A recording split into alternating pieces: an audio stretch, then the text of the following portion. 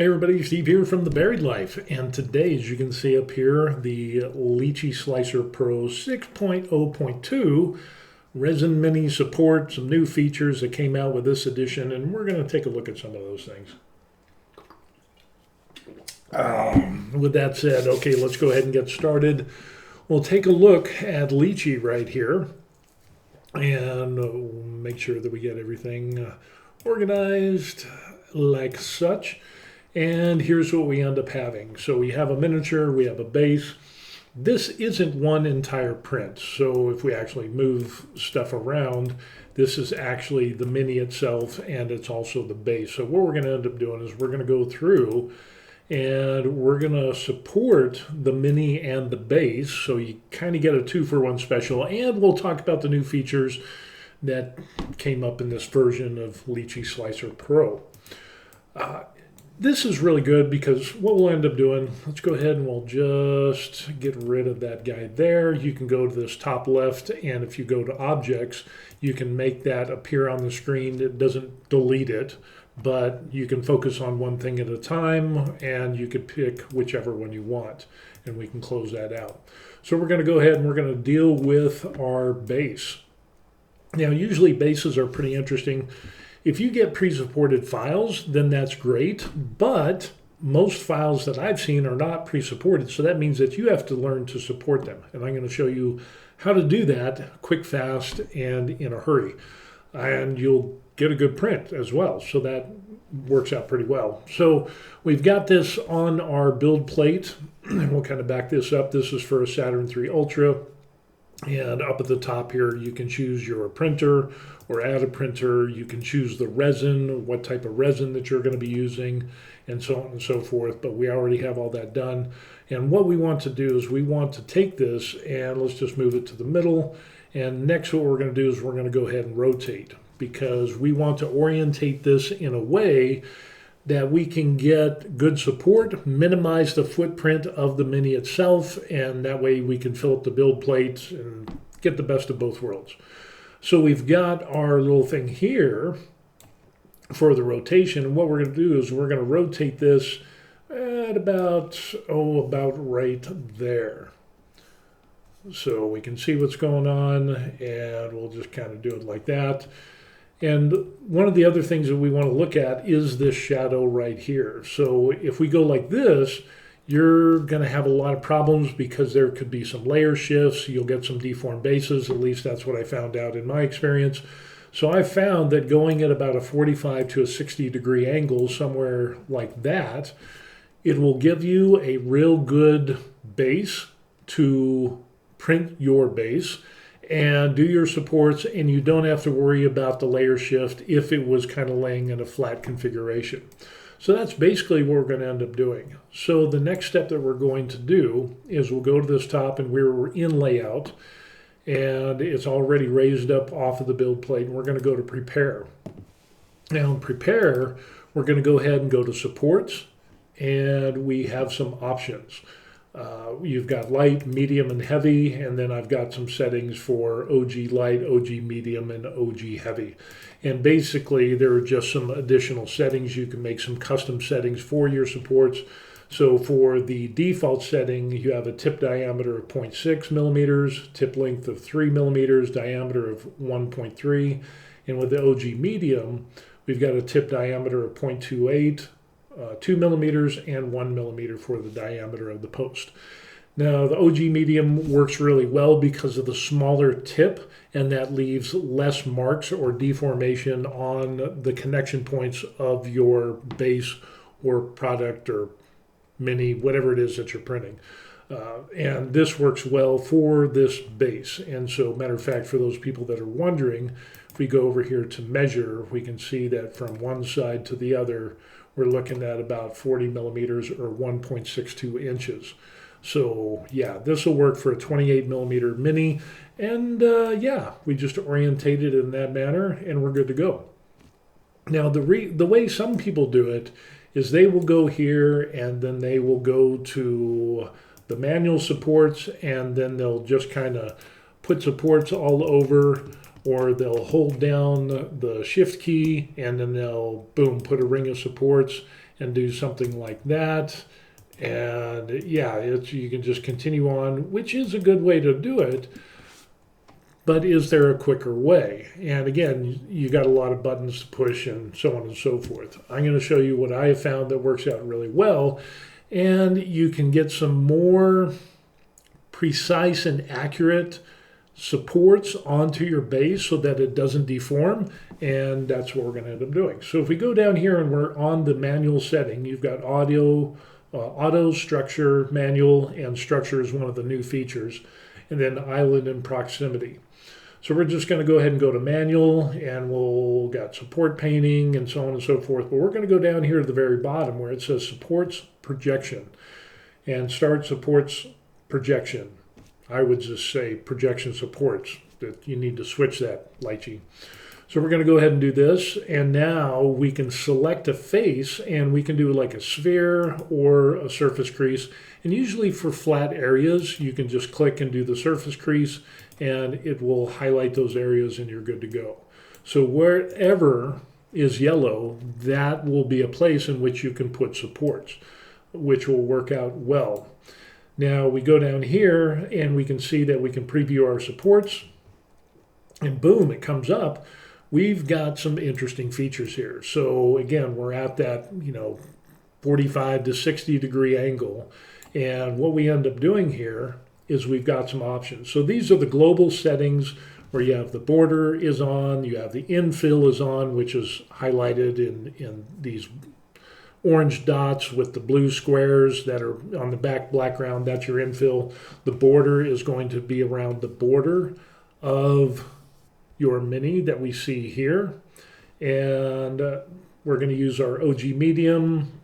Offset is going to be 0.3 millimeters and interval is 1.8, which seems to work out well. I mean, you could even go up to 2 or 2.0, 2 millimeters. That seems to work anywhere. 2.4, you could even 2.5. I've seen bases used in that configuration as well. But we're going to go over here to border on the right-hand side, and we're going to look at these points of contact for our supports on the edge. And basically what ends up happening is that as you look down, and it's kind of weird because this is kind of raised up. This happened with and you get a better view right here. But you can see that there's a little bit of an offset, and that's what this 0.3 millimeters is, 0.3 millimeters away from the edge of the model. So when you're doing a round circular base, this works out really well. So let's say if I go to 1.1, you can see that there is a huge difference between the edge of the model and where that border support is at. So if we go back down here, and let's say we go to, let's say 0.1, and what we can end up seeing is that some of these will actually, like this one here, it'll end up on the edge of the model itself, and you'll get a little bit of a pockmark, or you'll have a contact point where the support will come off, and you might see a little divot in there. So again, the offset, what I found is anywhere from 0.2 to 0.3, 0.2 to 0.4, or somewhere in between there is a good offset, because then you won't have any of these contact points on the face of the model.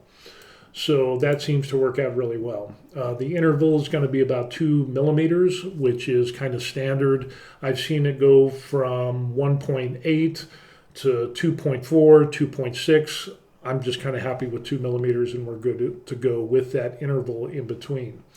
Again, we're going to be using our OG medium settings for our supports. We don't worry about tag, and then we have our Z influence.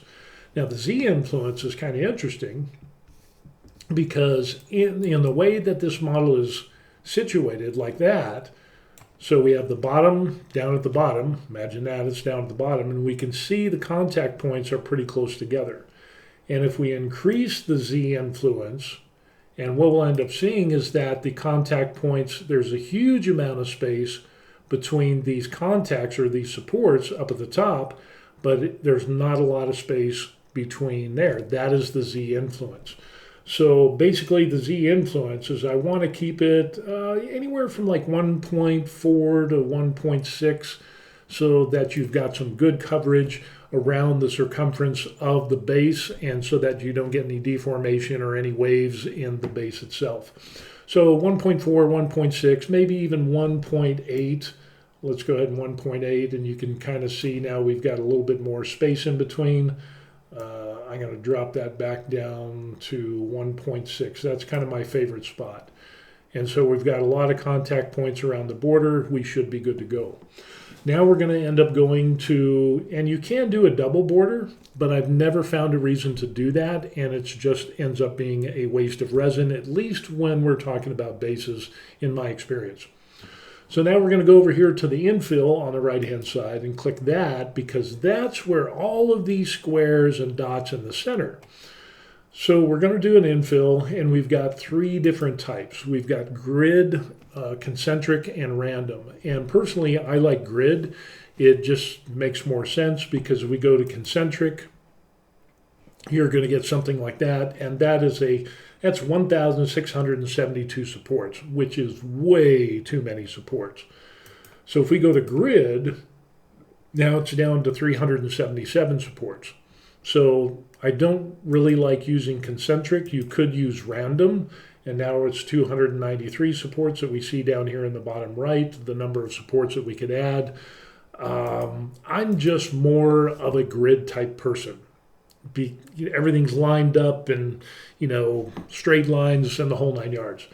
When we get down here to the offset, it is 0.4 millimeters, and that's going to be 0.4 millimeters away from the edge. And the interval is going to be 2 millimeters, and then we also have a Z influence. So it's at 1.2 right now, and if we increase that to 2.2, we can start seeing that at the bottom, we have these nice little squares, and when we increase the Z influence, the further we go up to the top of the base, we see that it turns into basically rectangles. So that is what your Z influence does. So basically what I found is like 2.3, 2.4, 2.4, 2.6. That seems to be a good happy medium for bases, at least for the base that we're working on here. Larger bases, you're going to have to do a little bit of testing and trial and to get that. But generally about a 2.4 seems to work out well. Again, we're using the OG medium, and for the border and the infill, we're going to end up with 278 supports.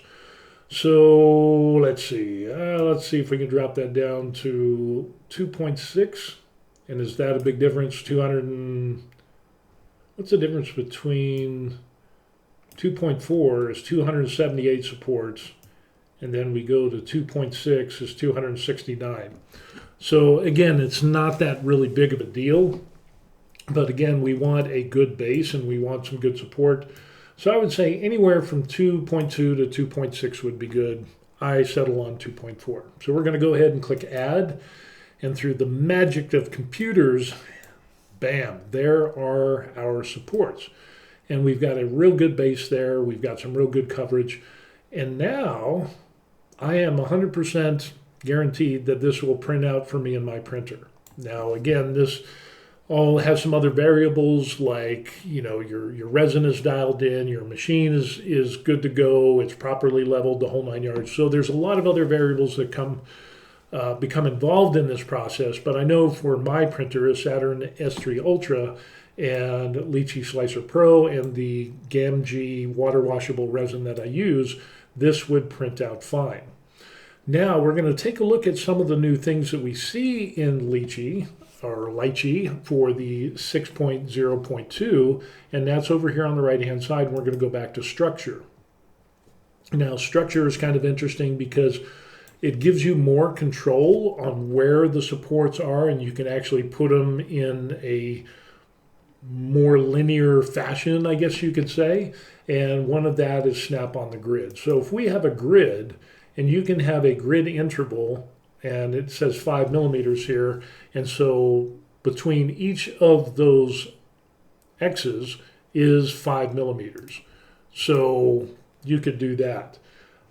So we've got that there, and so if you add any supports, it'll be locked into that grid. So again, if you like that dress right dress type of thing, you could use the grid supports, and you could set your grid interval at whatever. Personally, I haven't used the grid much because I've used Lychee Slicer Pro and the free version in the past, and I haven't really, it wasn't in those previous versions. So for the grid, especially for bases or miniatures, I don't really see a reason to use that. But it's there, and I think it comes in handy when you do larger models or figures or items like that. So the other thing that we have on structure is parent. So down here on parenting, and we've had this before, is basically instead of having all of these individual supports throughout this model base, what it's going to end up doing is it's going to use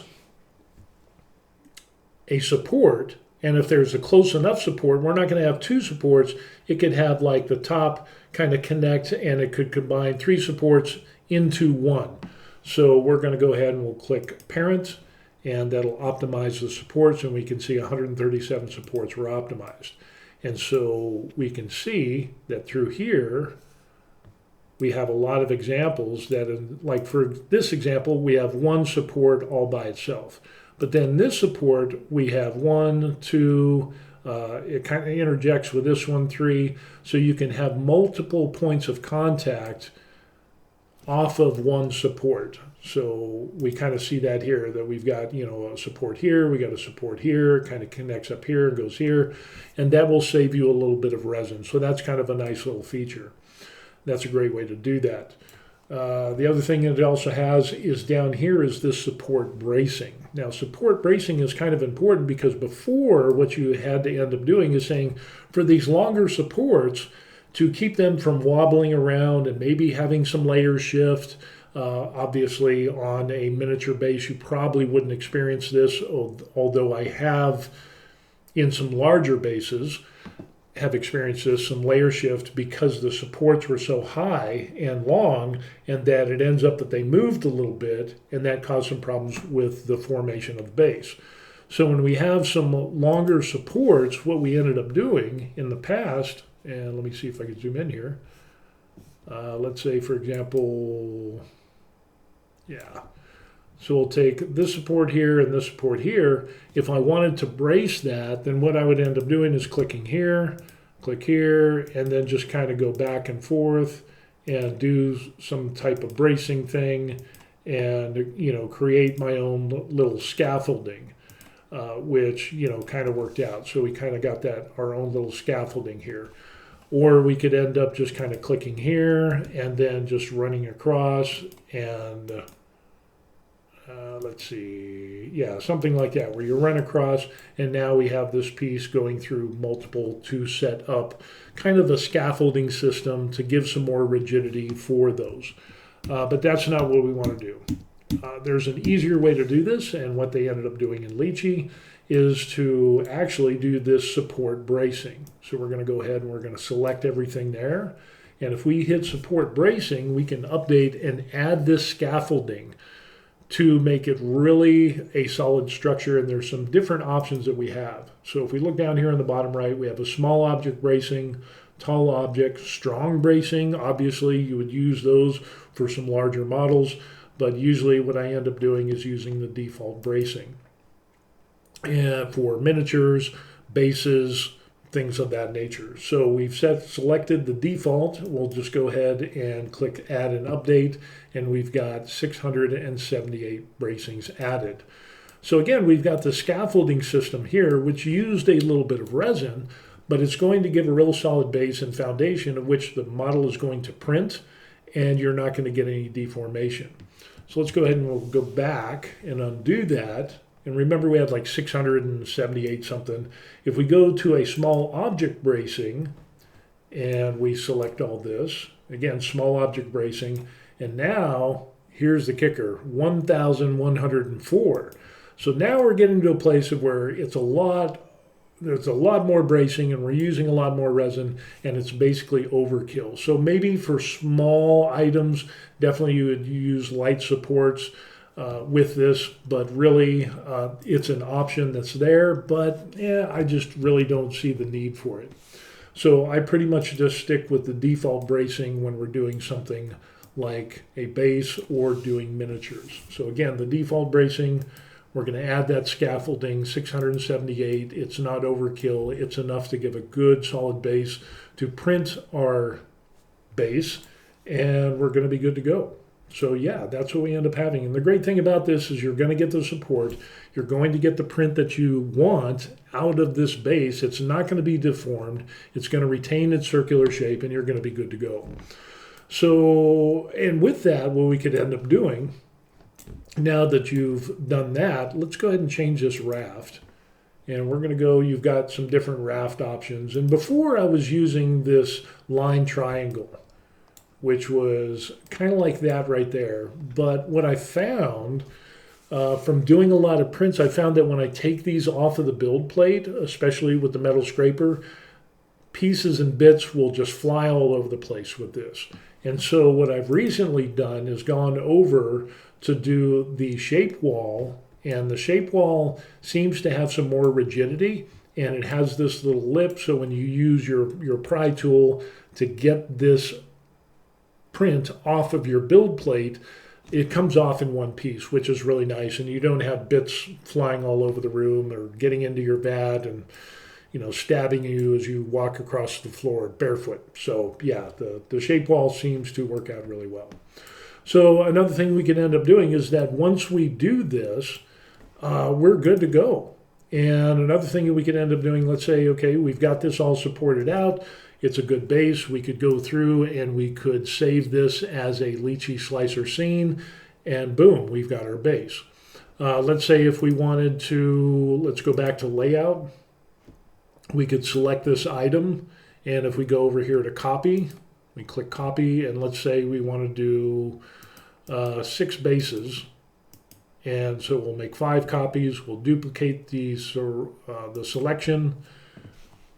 And through the power of computing, boom, what we end up with is a number of bases here. And they're all going to be in the same spot, so you just need to, of course, hit move, and then we'll click and drag, and boom, there's 2, 3, 4, 5, and 6. So you could make some copies of that. The other thing we could end up doing is, let's just go ahead and undo this. And let's see if this, yep, that's the only one. If we go back to copy, and we could do, where it is, copy, and we could do auto arrange. So let's say we want to do 4. We could auto arrange, and we could duplicate the selection. It will go through, it will duplicate, and what we end up seeing is it's going to auto arrange. And this is kind of weird because it ends up, the arrangement isn't in a way that you would probably arrange it. And I think there's some settings on here where, let's see, preferences, because here's some interesting things. If we look here, we can see that this base and this base and this base, and all of the bases are touching each other. So all these, if you printed it in this configuration, they're all going to be touching each other, and that could be kind of problematic. So I think what we could end up doing is going to File. I think we go to Preferences, and let's see, Account, Printers, Reser, Shortcut Theme, Auto Arrange, Distance, Auto Arrange after duplicating object is on. Distance between objects, let's put that up to 1. And let's see what that ends up doing. So what we'll end up doing now, let's just go ahead and we'll get rid of this, and we'll see if that actually works. This is the first time doing this, so we're just going to give this a shot. And we're going to increase this. We're going to duplicate. It's going to auto arrange. And it's still touching. It looks like it's separated a little bit more than before. So let's go back to Preferences and Auto Arrange. And we'll just go up to 2 millimeters. And let's try auto arrange algorithm. Let's try rectangle and see what happens. Also may be looking for auto arrange, and nothing pops up. Okay, so what we'll end up doing is we'll get rid of these and we'll try this again. And we'll go to copy. We'll do the same thing. We'll duplicate. It duplicates, auto arranges, and yeah, we're still getting that overlap. I'm wondering if there's a different setting at which we could do, because that is just not acceptable. Maybe I'm just not looking in the right place. So auto support, auto arrange, to distance between, let's just go ahead and we'll make this 5 millimeters, and we'll see what happens. And we'll do the same thing. We'll go to copy. Let's do 3, duplicate. It duplicates, and there we go. So we can see that we've got a little bit of separation in between there, which is preferable. So yeah, I guess that's the way to do that. So that's good to go. And it's orientating it in more of a rectangular fashion, the way a human would do it. So again, you could take these and you could move them and, you know, fill your build plate up or whatever.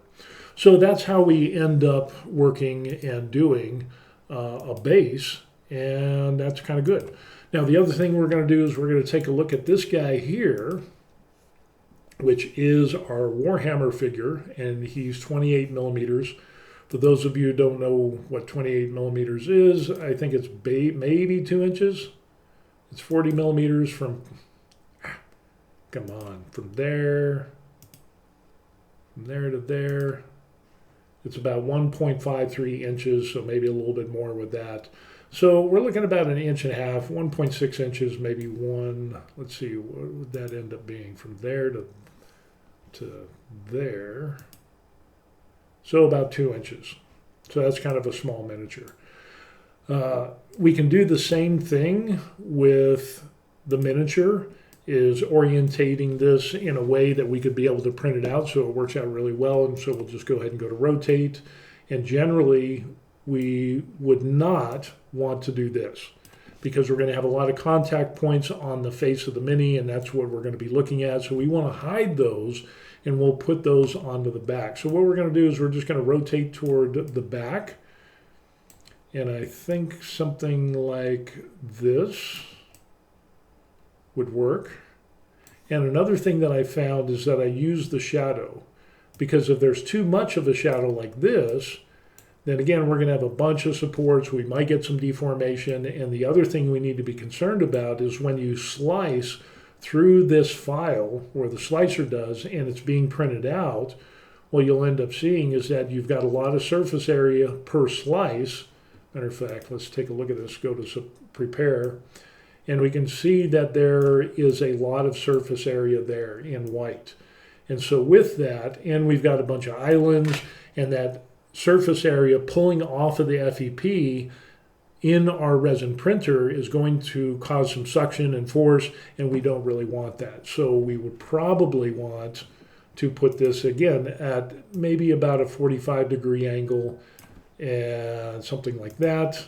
And so when we end up doing our print, we've got a lot less, that's probably the most amount of surface area that we're going to have on our print. And it's going to be a lot less than what it was before if it's leaning back at a greater angle. So I think this is really good. And we don't have to worry about hollowing this out because it's only 28 millimeters. And so I think that would work out well. And if you're kind of wondering, using water washable resin, which is about $20 to $25 a liter. And if we go down to the bottom right and it says, how much resin, it's 4.99 milliliters, which comes out to about 12 cents for this guy right now. 12 cents, yeah. Now, in the same way, what we could end up doing is running the island generator which the island generator, usually what I'll do is I'll set it to normal and we'll search, and then we'll look at all the places and it will highlight those things in red that we see right here. So those are going to need supports, and there will be some other areas as well, but we just leave it at normal, and we're going to end up seeing that using the layer preview slider here is the very first one is going to pop up, boom, right there on the foot. Right there. So we could end up putting a support there, and then we could manually put the supports on all these other places here, and doing that, and then adding more supports and trying to do this one at a time, which used to be a thing back in the day. And again, we're using medium supports. That should be enough to support this model, but that's a lot of clicks, and that gets a little tiresome. I'm lazy. So what we're going to end up doing is kind of using this and going back to the manual, and we're going to go back to the support projection. So we're going to start that, and now we're going to paint the area of where we want our support. So we're just going to go ahead and use the sphere, and we'll just kind of paint this around. Why that little green guy is on there, I have no idea. If somebody knows, put it in the comment section down below, because I just really don't know. So we're going to go ahead and we're just going to paint the feet, and this is where supports are going to go onto the model. Now we're still going to have a bunch of other islands, but all I want to do with this is to have supports to connect this up to the build plate so that it'll be a solid foundation and it will hold that print onto the build plate. So that's all we need. We're not going to do anything else with that. All we're concerned about is the foundation of the house. Boom, and there it is. So we go down here to preview supports. Usually the radius, it leaves at 1 millimeter, so I just leave it there. Preview supports, and this brings us to the next page, or the next item, and we have the global settings. So we have border, we have infill, we have a grid, you also have concentric, which adds more, which I really don't like, and then you also have random. But we're just going to go ahead and leave it on grid. We're going to use medium supports. Offset is going to be about the 0.3, and because the same thing, we don't want these connections or these contact points for these supports, like we see here, would actually mar the edge of the model. And even though it's only 28 millimeters high, what we can end up doing is we can increase this to maybe 0.4, and that'll go away, but it'll still be on the base there. So I think we're good to go on that. So now, since we've got both of our feet here, what we're going to end up doing is taking a look at our border, because that's that outside area. And the offset is 0.4 millimeters. The interval is going to be 2 millimeters. You could even go, to like 1.8, 1.6 to 1.8 to 2. I think that works. Generally, I stick about 1.8 for miniatures and feet like this. Then we're going to go down. We're going to keep the medium and our Z influence. We talked about Z influence on the base. So we're going to do the same thing here, but I just leave it at about 1.6 or 1.4 for bases. So that way we've got all of these going around this gray area on the edge. They're evenly spaced out for the most part, so it seems to work out really well. And I haven't had any miniatures fail using 1.4 for Z influence on the base of the feet. Island influence, I don't know what that is. We're not going to mess with that, and we're good to go. And then we're going to go to the infill. Infill is going to be this area here with the black and the blue lines and the contact points. So right now we can see that we got 1, 2, 3, 4, 5, maybe 6 supports. That's probably not enough. And so what we're going to end up doing is going over here. We're going to do the grid. I mean, again, we could do concentric, and that would add a number of supports, but some of those are just way too close together. And then you just ended up getting a mass of welded together supports, and sometimes that can be problematic. So that's why I don't like using concentric for that. We could do random, which is a little bit better, but we still don't have enough supports. Personally, I like the grid, and the interval, I'll probably go down to 1.6 or maybe 1.4. and then we can definitely get some more there. And with the Z influence, we can increase that to where we've got, you know, what, 1, 2, 3, 4, 5, 6, 7, 8, 9, 10, 11, 12, 13 on this foot, and kind of the same there. And I think that works out pretty good. So I think we're good with that. So we'll go ahead and we'll add our 54 supports, and boom, we're good to go. So that should be good enough. Now what we do see is that there are still some places of where, like we've got this little island here. What we could end up doing is just clicking here, and again, we're still in manual supports. I'm going to hit Control Option. I have a Mac, and we're just going to put a little one there. We'll go over to this other side and kind of do the same thing like that.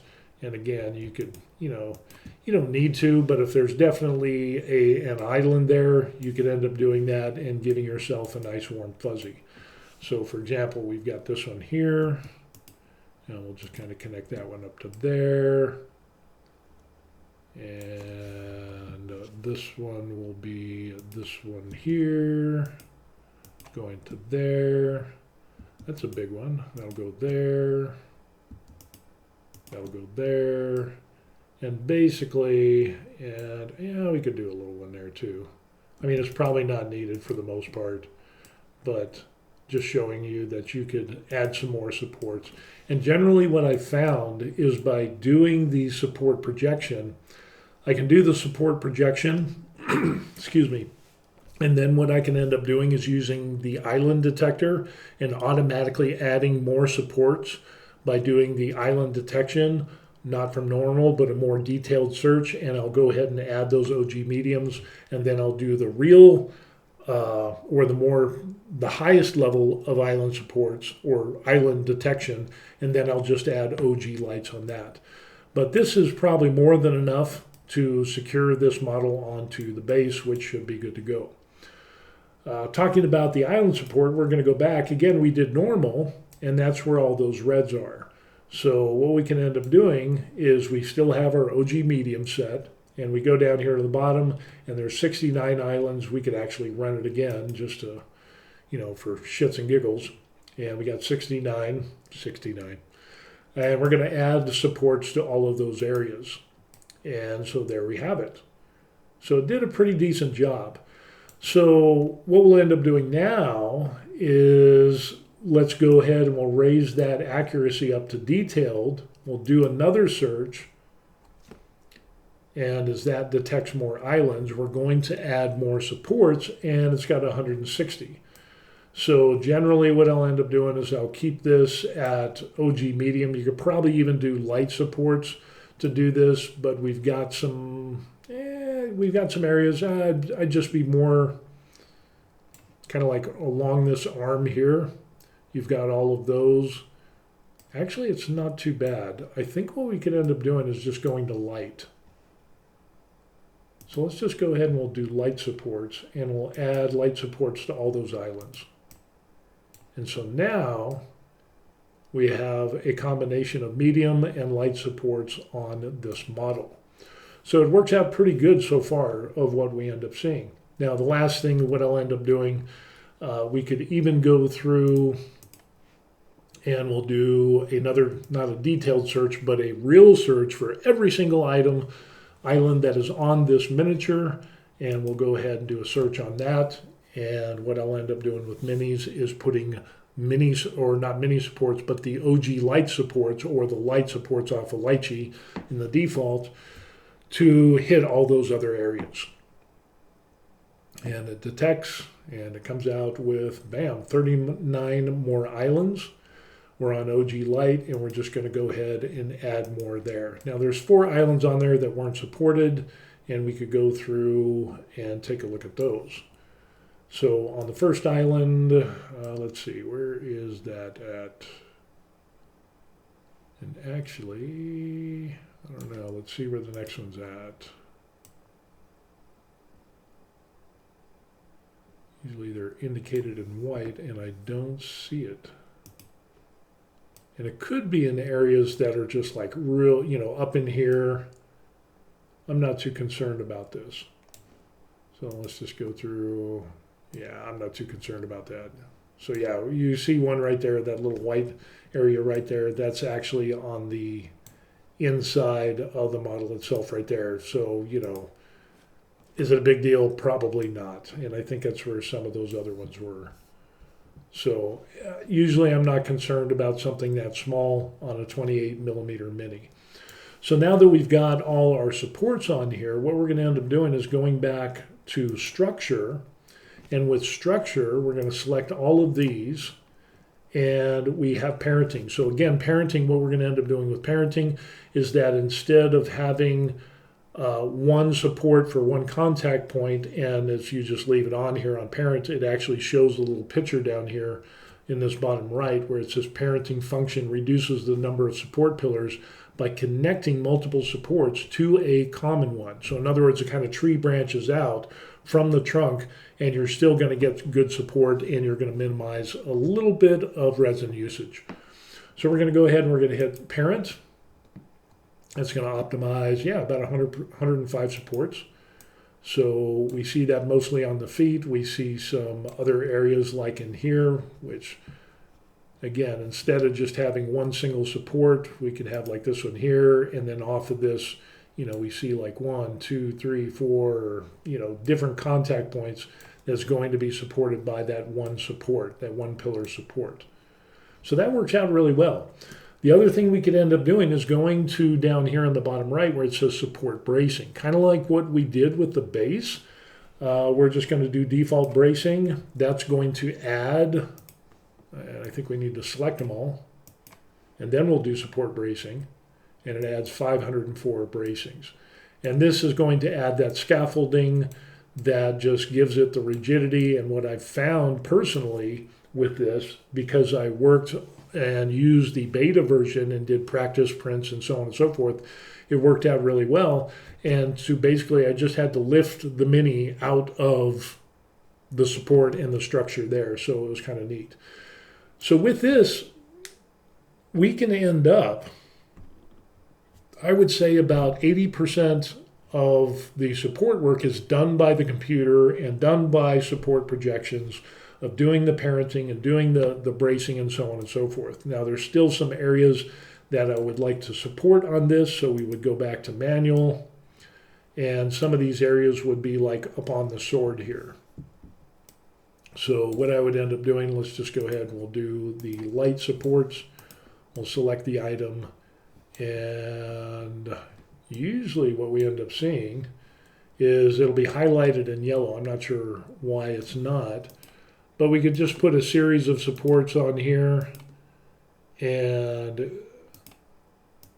just to support this as it's at an angle that's kind of a different angle. And again, it's kind of like having something just hang out in the wind. I don't want that. And you could go so far as to say, well, we're gonna put a little mini support here and then another mini support like that. You could do those little fan things, but for 28 millimeter, I don't really think that's necessary. Now, for something like this here, this is definitely someplace that I would want. If I can get this to kind of zoom in, come on, zoom in. There we go. That I'd want supports on this upper area here. So, what we could end up doing is just kind of putting some of these in here and to support that. And not really no rhyme or reason, but just to give it support because it's basically just kind of hanging over the edge, and we definitely need to have some type of supports there. So again, you could end up going around here, and this the only thing I'm doing is clicking the mouse, and because these mini supports are just going to automatically kind of hit that other edge. If I go further out, like on the side here, we can actually see that grayed out portion of where it would actually do something like that, but I don't want that, so we'll just X that out. So again, anything that's got some big overhangs, we'll just go ahead, that's red. Now what red is, this is a really good thing. What happens with this tells you that the proximity of this support might run into the model, which would cause some problems. So what we could either do is delete this support, or what we could do is click on it and maintain it, hit the space bar, and then what we could end up doing is kind of moving some of this stuff around, and then go ahead and hit the space bar again, and we're good to go. And with that being said, that is probably something that you should do, is going down here to the bottom right, or the middle right, is the proximity. So what that'll do, we'll just go ahead and we'll click that. We'll click the model, and then we'll click that and run proximity detection. And it will run through and see if there's any supports that are going to get too close to the model, or they'll actually merge into the model or the print itself. And we see that we've got one, and there it is there, highlighted in red. So again, what we could end up doing is we've highlighted that. We can hit that, and maybe we could just draw this out a little bit and pull it out so it's no longer red, and we would be good to go. So I think we're good on that. I think that gives a good enough support. Well, except right here, because again, the overhang on this is going to be significant. So we'll probably just do some OG light supports around the circumference of this little jetpack thing. I don't want that. I want to, and maybe just kind of throw some in there to give it some support, and then just go around the outside, kind of like Eminem says, around the outside, and we should be good to go on that. And let's see another one on this one over here. That's going to be interesting. So we're going to go over to visibility because we can't see anything, and we're just going to go to the contact points. And what we could end up doing is just kind of putting a couple of supports in there because it is kind of a steep overhang. And then we could do the circumference, or around the outside, of putting supports so that we don't have this huge overhang. And then we go back to visibility and hit all, and we should be good to go. So with that, I think we are good, and there might be some areas here, like under that arm. I think that might be a little problematic. So we're still on light, and what we can end up doing is kind of doing something like so. And this is where we could end up just doing a fan and just kind of supporting this, you know, from this one support. That could work out. And then you could do the same thing here. I'll just put some little supports there, there. If you're really, and what I found mostly for supports,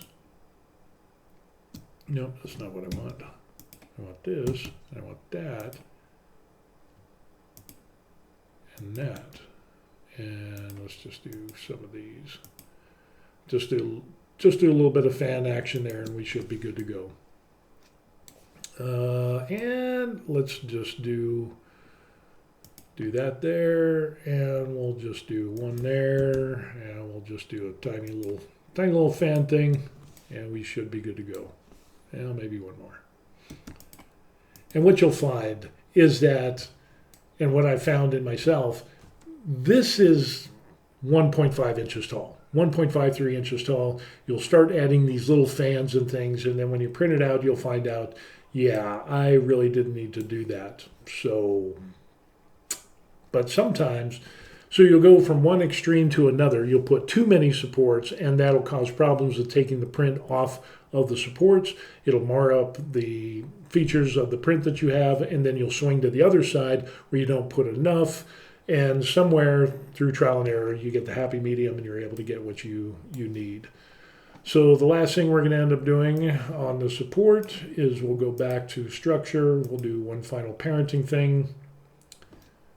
And then we'll do one more update on the default bracing.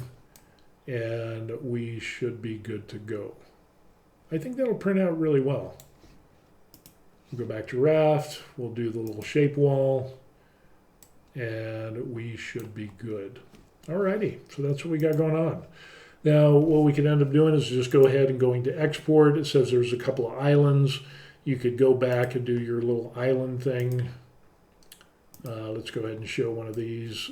So again, that's going to be way, way in there. And it's just not going to be worth getting bent out of shape. I don't think the print is going to be ruined because you didn't put a super tiny, tiny mini support on the inside wall of that, you know, underneath in the armpit, somewhere in there, you know, it's just not, it's not going to do anything. It's just not going to make a hill of beans. So yeah, I think we're done, and I'm pretty sure that this would print out. Again, it's just practice and trial and error, and we could go to export, and what we could end up doing is, of course, it's going to take 4 hours and 54 minutes and 31 seconds. Estimated resin volume and cost for this print is going to be 9.64 milliliters, and for the mini itself, it's 4.99 milliliters, and the support system and the base, or the shape well, is going to be 4.65, and the total cost for the supports and this 28 millimeter miniature is 23 cents. Yeah, you can't beat that. So you could go ahead and slice this. I'm not going to go ahead and slice it because it would take a little bit of time, but there are some other things that you could end up doing. Let's see, like the simulator, you could run through and you could see what it would look like as it prints. And again, this is kind of looking at it from the actual printer that prints it upside down. So it would come out like so. So that's kind of a cool thing. So it shows, you know, all of that, and boom, then you're good to go. Now it also has an art scale. So you could end up seeing, you know, kind of on a scale of, you know, a soda can, a pencil, and a banana, of what that is going to look like. So it's kind of a reference type thing. So it works out pretty good, but yeah, that's how we can actually take a look in some of the new features for structure, parenting, the support bracing, which is really good. And again, for miniatures and bases, I just use the default bracing. I haven't used any of the other ones. As we've seen, if you do the small object bracing, you're going to start getting into like 1,000 supports, and that would be way overkill. So the default bracing is pretty good for 28 millimeter miniatures and their bases, and pretty much into 50 millimeter bases, and I think even 100 millimeter bases, if I'm not mistaken, as I ended up printing that as well with default bracing.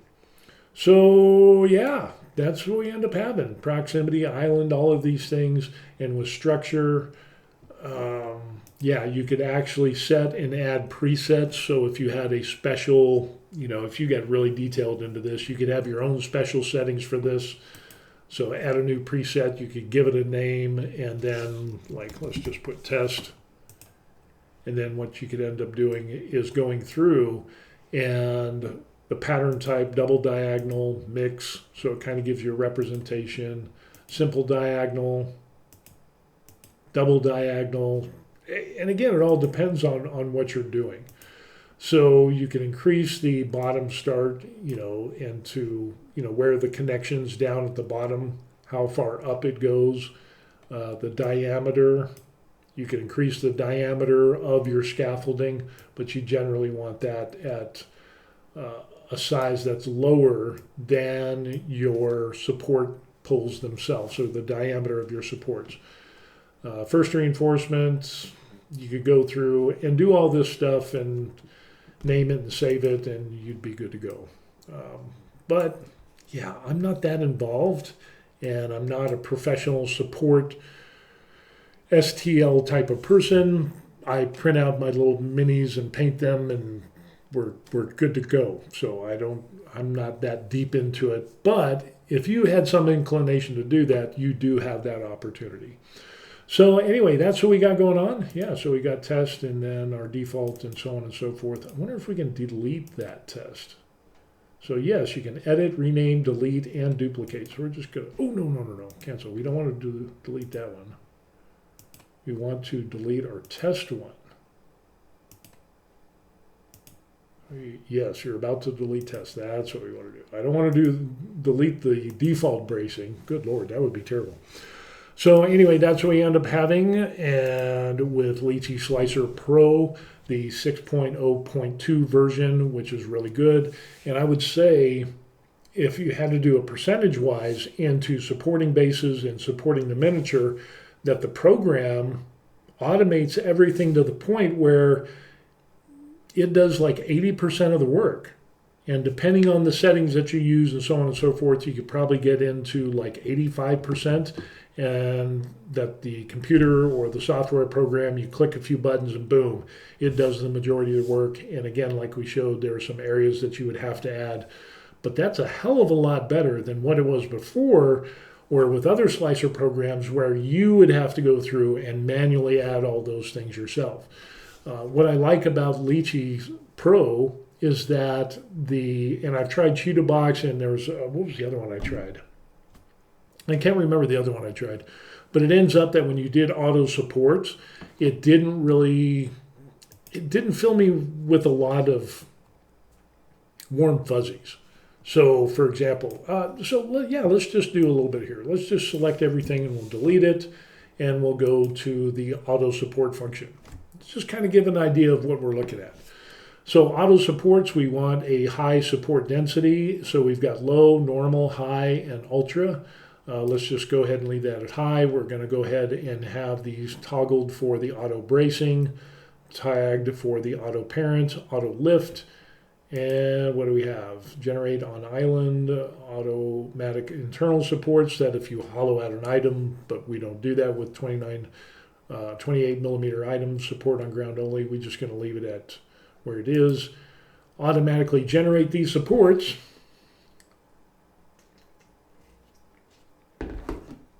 And it'll give us a little rundown. 112 added, 22 not placed due to not finding a place to go, 64 island supports added, 76 supports optimized, 498 bracings added. And there we kind of see it does a decent job, but on the feet, yeah, I don't like the lack of supports on the feet. So that's why I like doing the support projections, because you get good coverage, so that I know when this mini is printed out, it's going to have a good foundation. It's going to be solidly connected to the build plate and the shape well and so on and so forth. I just don't think there's enough here to print this. And maybe someday what I'll end up doing, that's a good idea for a video. What I'll end up doing is I'll do a mini printed with automatic supports just like this, and I don't touch it. And then I'll do the supports like we just did, and then we'll have each one of those on the plate, and we'll print that out, and we'll see what happens. We'll see what type of success or failures that we get off of just doing totally automatic supported, or whether we can do like our 85% using the software and then adding in the remainder manually. Let's go ahead, let's try one more thing. Instead of high, let's go to ultra for support density. And we'll just generate the automatic supports. Let's see what happens here. So 187, 57, 64, 107. Okay, so now that's a little bit better. We can see on the feet that it added some more, but we still have some areas that I would just not feel comfortable. And again, we've got some areas here that no supports were added on all of these here. So yeah, and the same thing under this arm as well. We just don't have enough supports there. As far as the jetpack, let's take a look and just do the contact points. So it added a few onto the jetpack there on the exhaust, but I don't think it's enough. And then we don't see any on these islands. So there's a lot of islands here that just don't have supports on them, which, like right here, should be at least one support, and then it clears all that up. So for example, there's no support. That's a large red area. One support would make that all go away, kind of similar to that there. So yeah, fully automatic supports as far as, and even up here on the chain sword, we've got an island here that it didn't put a support. So again, what you'd have to end up doing, and then look at all the supports there that you would need, that it's missing. So what you could end up doing, can you print this out? Would you get a successful print? I don't know. That's a very good question. And that's odd right there. I don't know. That would be interesting. I think that would make a good video. Do an automatic support where you just do ultra for support density, and we'll do that. And then what we'll end up doing is let's take the island detector, and we'll do the real detection. We'll search and do that, and then have another mini so you do automatic by itself, and then you do another mini where you do automatic with the island detection and adding supports to all those islands that were detected, and then doing the last one like we did in the first part of this video. So we've got 167 islands, and again, that's a lot of islands. And what we could end up doing is just adding light supports to all of those islands, and that's a lot better. We definitely got some more coverage in the feet. All the islands have been given supports, but we still don't have like this area here.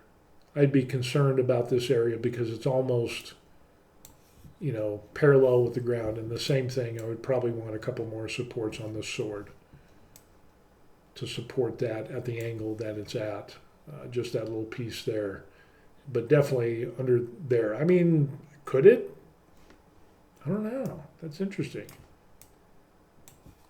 Because if we run through, so it starts up, boom, it brings it all together, da, da, da, da, da, and as we come up and the sword starts going, I don't know. I don't know if that would print or not, or you'd get some deformation because basically we have that island. I don't know. That'd be interesting to see. So I'll have to do a video on that.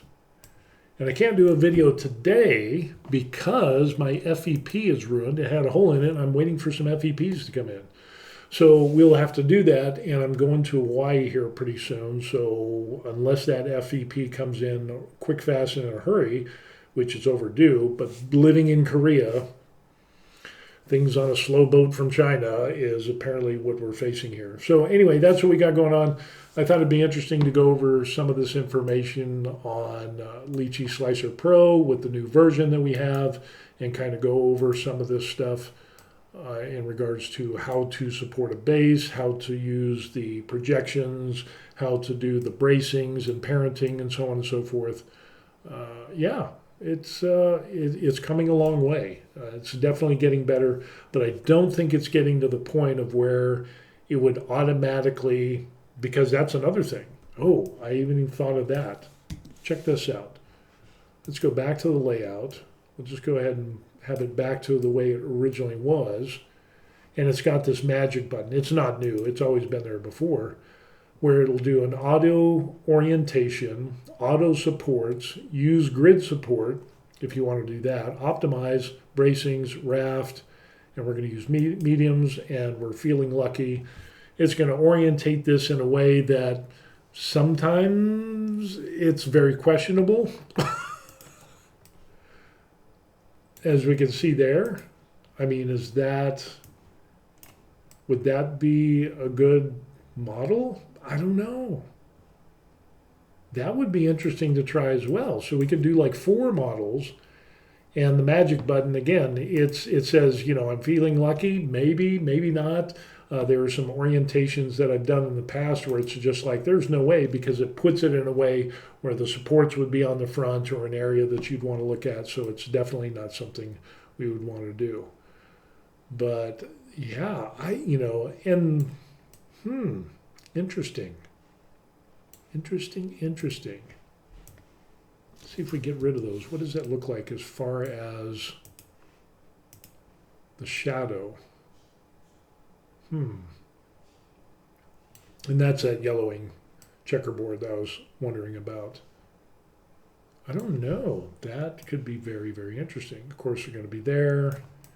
You're going to have an island there.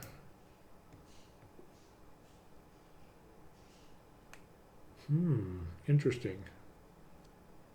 I don't know. So we could end up doing 4 or maybe 5 different prints and see which one prints out the best. And if the auto and orientation and the feeling lucky magic button, if that works, I'm not sure. I don't know. Of course, I didn't even show you. Dang, what am I thinking? Get back up there. That's not what I wanted.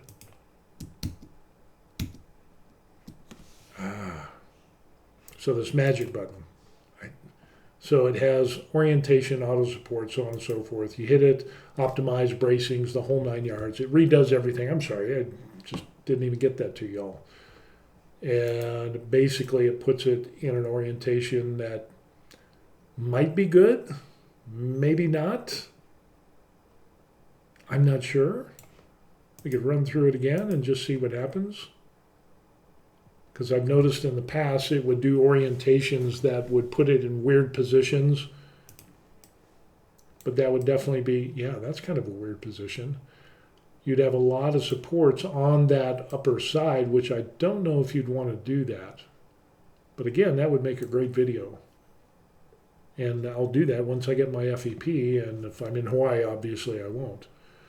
But anyway, yeah, Lychee Slicer Pro turns out pretty good. I was using the beta version and the test version, and of course I have the Pro version, which you got to pay for. But using the beta version, you could download that and use that in kind of a workaround to use some of these advanced features. But eventually, I think they'll kind of nix that at some point. But yeah, you can still use it and try it, and I had good results with the beta version, and now the 6.0.2 seems to work out really well. But eventually we'll get to a place to where the auto support system will be one click, one and done. And I think what the software program that actually has gotten real close to that is the Hey Gears resin printer. Their proprietary software has got that almost down to a T. So, but it's an expensive piece of resin printer, and their resin is expensive, and that's where they make their money, because you can't use third-party resin. So, yeah, there's that. But the software and everything that they have is just incredible. So, I don't know, if somebody figures out how to do all that in something like Lychee or Cheetah Blocks or some of these other slicing programs, that could be, it will just explode. It'll only get better from here on out.